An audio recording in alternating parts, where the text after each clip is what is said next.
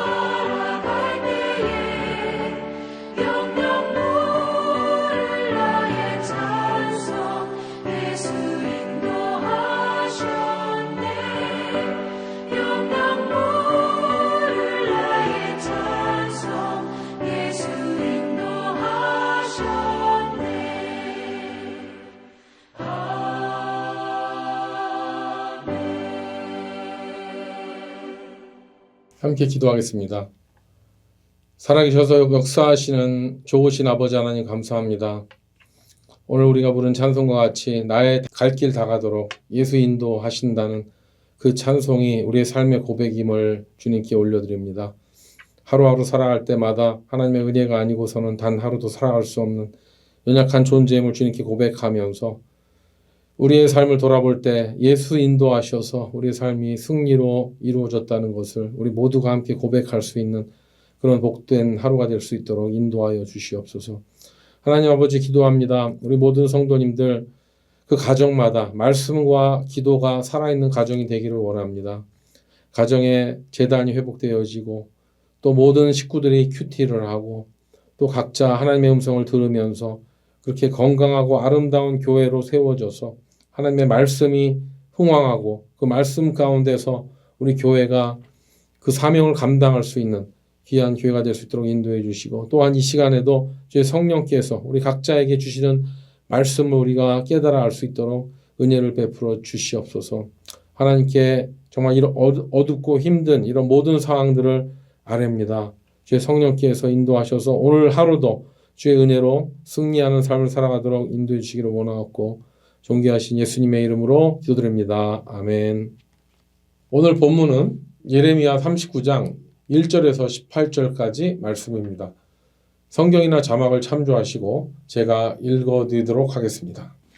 유다의 시드기야 왕의 제9년 열째 달에 바벨론의 느부갓네살 왕과 그의 모든 군대가 와서 예루살렘을 에워싸고 치더니 시드기야의 제11년 넷째 달 아홉째 날에 성이 함락되니라.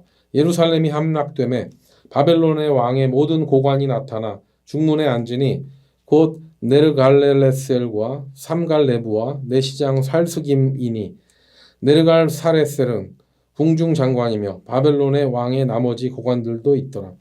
유다의 시드기야 왕과 모든 군사가 그들을 보고 도망하되 밤에 왕의 동산의 길을 따라 두담 샘문을 통하여 성읍을 벗어나서 아라바로 갔더니 갈대아인의 군대가 그들을 따라 여리고 평원에서 시드기야를 미쳐 그를 잡아서 데리고 하마 땅 림나에 있는 바벨론의 느부갓네살 왕에게로 올라가매 왕이 그를 신문하였더라.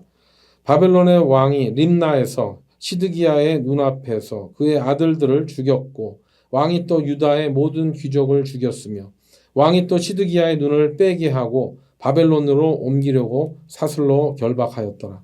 갈대아인들이 왕궁과 백성의 집을 불사르며 예루살렘 성벽을 헐었고 사령관 누부사라단이 성중에 남아있는 백성과 자기에게 항복한 자와 그 외에 남은 백성을 잡아 바벨론으로 옮겼으며 사령관 누부사라단이 아무 소유가 없는 빈민을 유다 땅에 남겨두고 그날의 포도원과 밭을 그들에게 주었더라.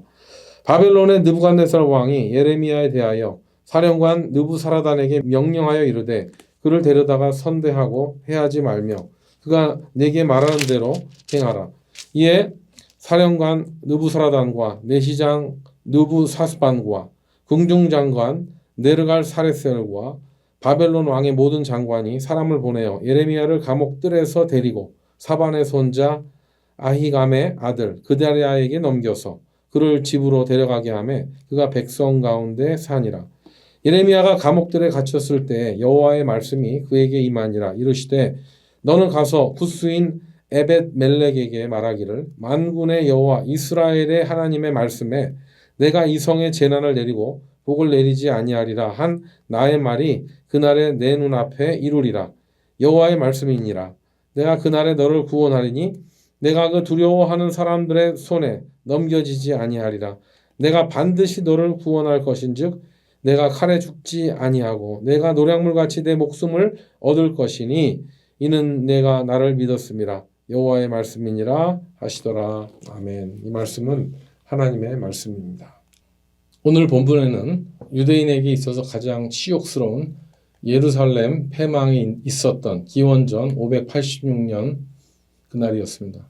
오늘 본문 2절에 보면 시드기야 왕이 집권한 지 11년 4개월째 되었을 때 망했다고 나와 있으니까 바벨론의 군대가 예루살렘을 에워싸기 시작한 때가 1절에 나오듯이 시드기야 왕이 집권한 지 9년하고 10개월째 달이라고 나와 있으니까 예루살렘이 포위된 후 망하는 데까지 걸린 시간은 2년이 넘지 않은 약 1년 6개월 만에 함락되었다고 볼 수 있는 것입니다.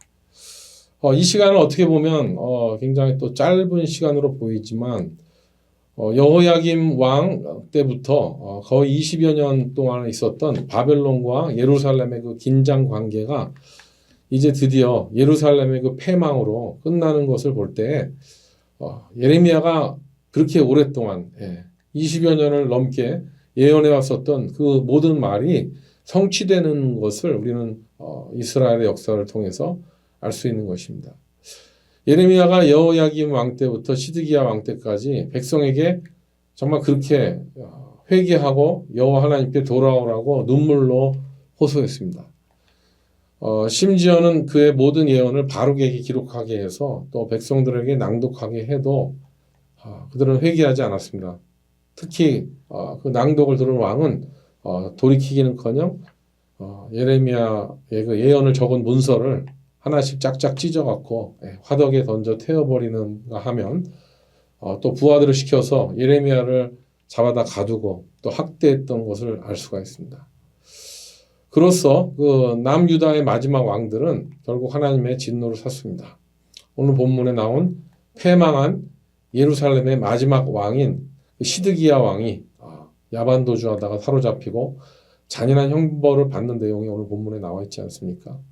오늘 본문을 읽을 때 시드기야 왕이 느부갓네살 왕에게 받은 형벌이 얼마나 잔인하고 혹독한지가 보여집니다. 이 시드기야 왕은 자기 도성을 위해서 죽기까지 싸우지 않았습니다. 오히려 그 야밤에 도망갔는데 느부갓네살 왕은 그 시드기야 왕을 잡아다 신문하고 시드기야 왕의 눈앞에서 그의 아들들, 왕자들을 다 칼로 쳐 죽이게 되죠. 그리고 그것도 부족해서 시드기야 왕의 눈을 뽑아버리고 또 바벨론의 포로로 호송하려고 결박시키는 정말 왕이 그런 걸 당했으니 얼마나 끔찍하고 치욕스럽고 야만스럽고 정말 그런 징벌을 당한 것입니다.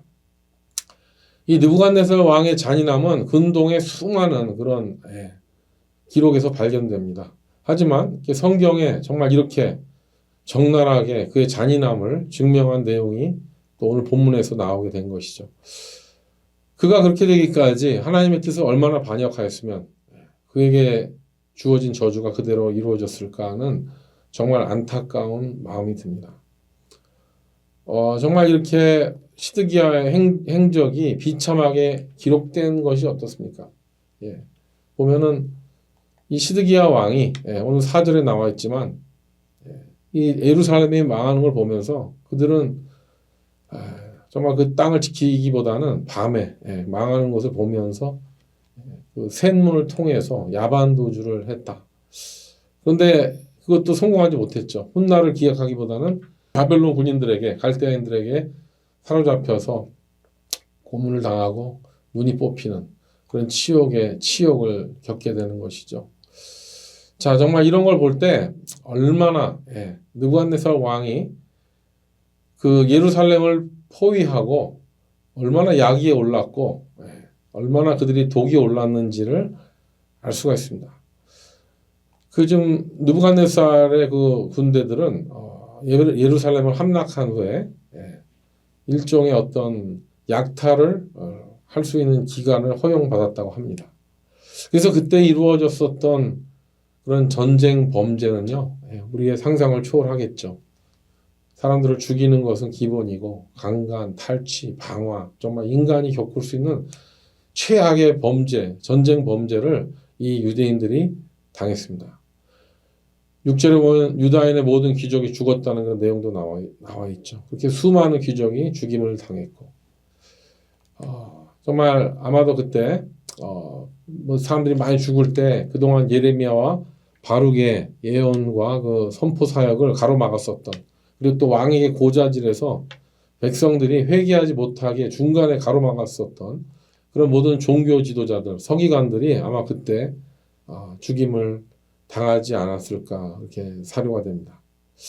그렇게 한 치 앞도 보지 못하고 감히 하나님의 선지자와 그 대언자를 방해한다는 것이 얼마나 위험천만한 일인가를 우리는 알아야 된다는 것이죠. 요즘 그 영국에 보면 최근에 그런 일이 있었죠.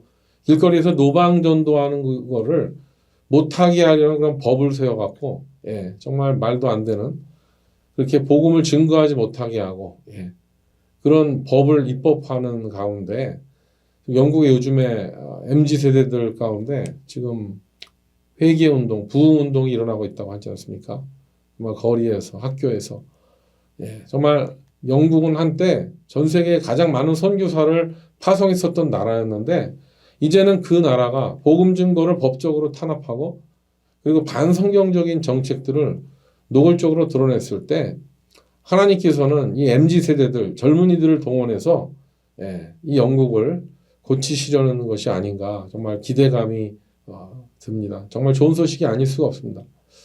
지금 유럽이 어떻습니까? 영국은 고사하고 수많은 유럽의 많은 수천 개의 교회들이 그냥 일반 건물로 팔려서 술집이 되기도 하고 이슬람 사원이 되기도 하는 그런 정말 안타까운 소식을 들을 때 지금 영국의 기독 청년들이 정말 정신을 차리고 그들이 회개하고 하나님 앞에 돌아와 간절히 기도한다면 하나님께서 또 다시 유럽 가운데 교회가 회복되어지는 역사를 일으켜 세워주실 줄로 믿습니다.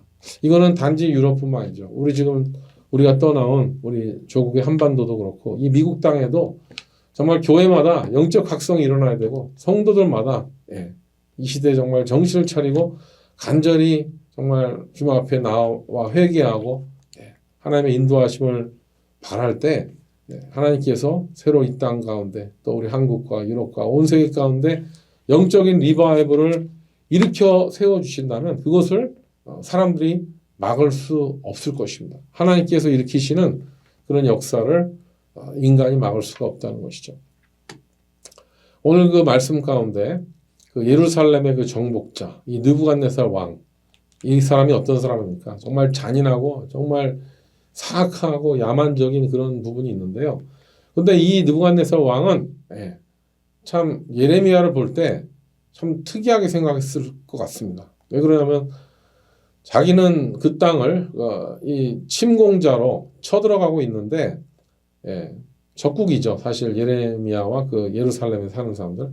근데 그 예레미야가 하나님께서 그 느부갓네살 왕 자신을 예루살렘을 심판하는 도구로 사용할 것이다. 이런 내용을 예언으로 했을 때 아마도 느부갓네살 왕이 기분이 굉장히 흡족스러웠겠죠. 왜 그러면 그들이 그렇게 멀리까지 원정 와서 전쟁을 하고 있는데 그들이 일으킨 그 전쟁의 명분을 더 확실하게 예레미야가 백업해 주지 않았습니까? 느부갓네살 왕이 예루살렘을 심판하는 심판자로 온다.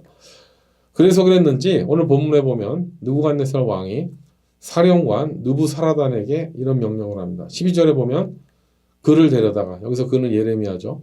예레미야를 데려다가 선대하고 해하지 말라. 그가 내게 말하는 대로 행하라 라고 명령을 합니다. 예레미야를 데려다가 선대하고 잘 해주고 해하지 말고 또 예레미야가 말하는 대로 하게 해달라는, 지금 보면 느부갓네살 왕은 예레미야 선지자에게 이제 특별한 대우를 해주라고 하는 것입니다. 하지만 예레미야 선지자는 이런 느부갓네살 왕의 환대를 받는 것에 대해서 그가 그거를 기회로 사용하기보다는 오히려 자신은 지금 힘들게 살아가게 된 백성들 사이로 들어가서 살겠다고 하는 내용이 나옵니다. 14절에 보면 사람을 보내어 예레미야를 감옥들에서 데리고 사반의 손자 아히감의 아들 그데라에게 넘겨서 그를 집으로 데려가게 하매 그가 백성 가운데 사니라 라고 하면서 예레미야는 그렇게 백성 가운데서 조용하게 그들과 함께 그들의 어려움을 함께 나누면서 그렇게 살고 있는 모습을 보고 있습니다. 여러분, 예레미야가 그 예루살렘의 멸망을 봤을 때 얼마나 그가 허무했겠습니까?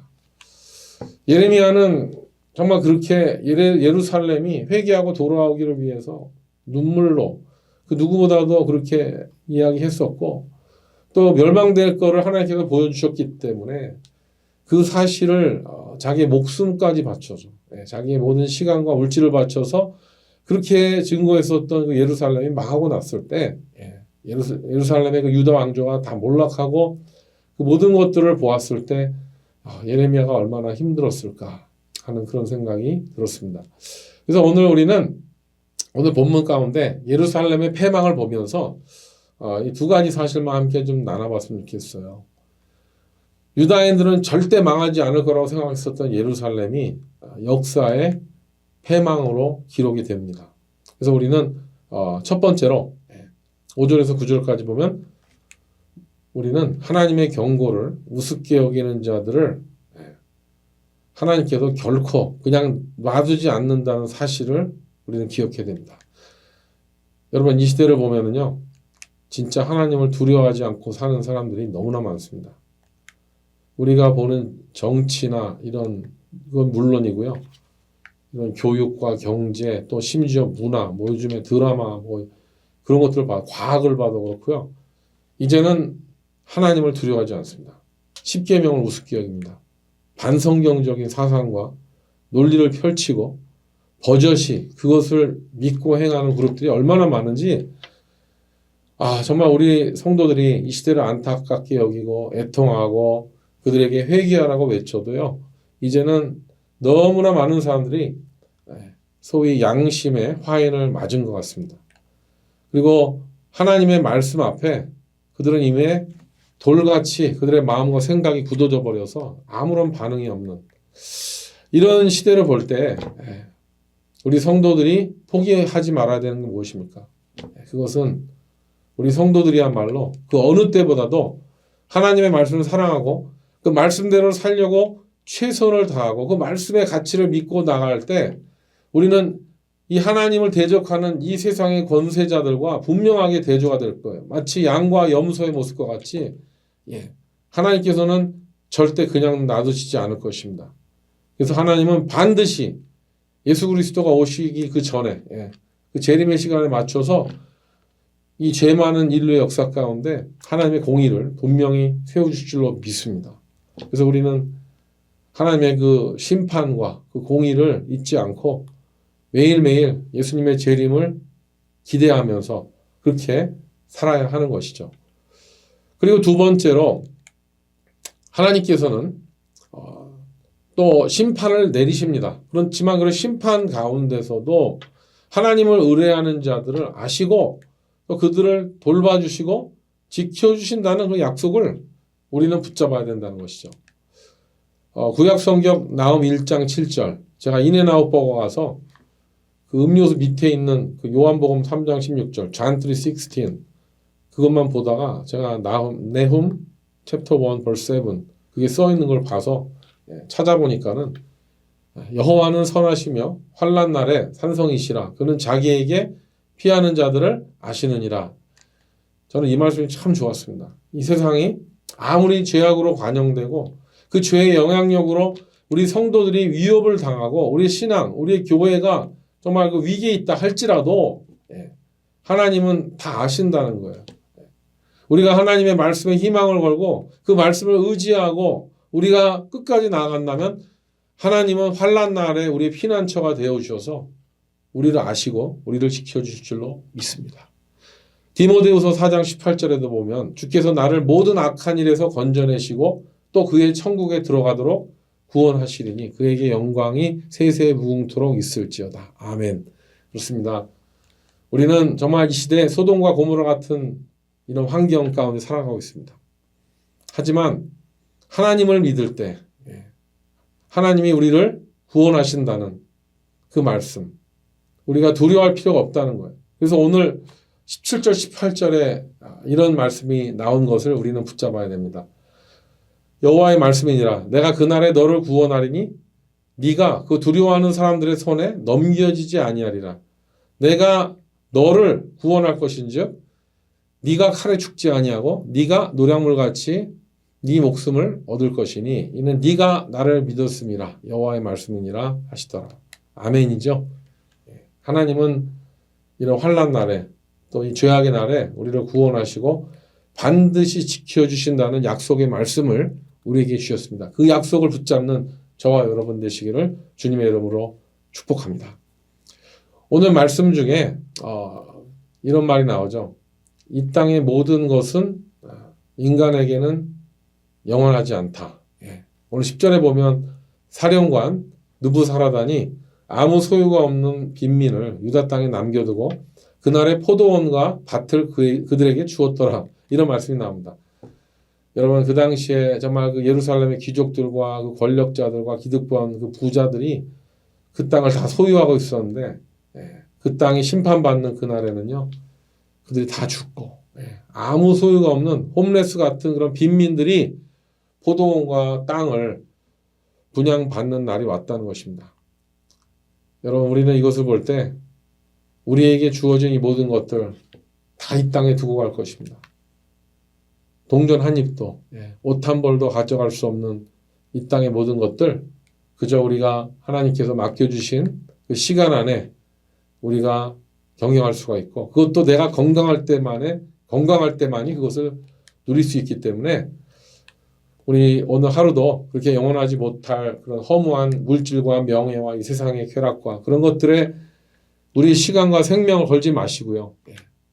하나님께서 직접 보호해 주시고 또 영원히 우리에게 함께 하실 그런 영원한 나라의 꿈을 가지고 우리에게 허락하신 우리들의 물질과 건강과 시간과 관계를 하나님의 나라를 위해서 쓰시고 나누시는 저와 여러분 되시기를 주님의 이름으로 축복합니다.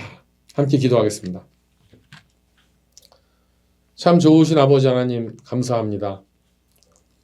유대인들이 그렇게 믿었었던 예루살렘, 하나님이 지켜주시니까 그 도성은 영원히 망하지 아니할 것이라는 그런 그들의 믿음은 느부갓네살 왕에 의해서 다 사라졌습니다. 예루살렘이 함락되어지고 그 성과 성벽이 다 회파되어지고 모든 사람들이 그렇게 바벨론 군대에 의해서 어려움을 당하는 그런 시간이 왔는데 하나님 우리가 이 땅에 있는 것을 바라보고 그런 것을 의지하는 어리석음을 갖지 않게 해주셔서 정말 지혜롭게 예레미야 같이 계속 하나님의 말씀을 들으며 하나님의 그 말씀에 순종하며 그 말씀을 선포하며 살아갈 수 있는 그래서 이 땅에 없어질 것들에 대하여 우리가 목숨을 거는 것이 아니라 없어지지 않을 영원한 나라에 대하여 우리의 모든 것을 올인하여 그렇게 우리의 삶을 한 번뿐인 인생을 하나님의 영광을 위해 살아갈 수 있는 우리 모두가 되게 하여 주시옵소서. 오늘 하루가 그런 일을 이루는 또 귀한 하루가 되기를 간절히 원하옵고 우리를 죄에서 구원하신 다시 오실 예수님의 이름으로 간절히 기도드립니다. 아멘. 네, 이제 각자 기도하는 시간입니다. 오늘도 승리하시기 바랍니다. 화이팅입니다.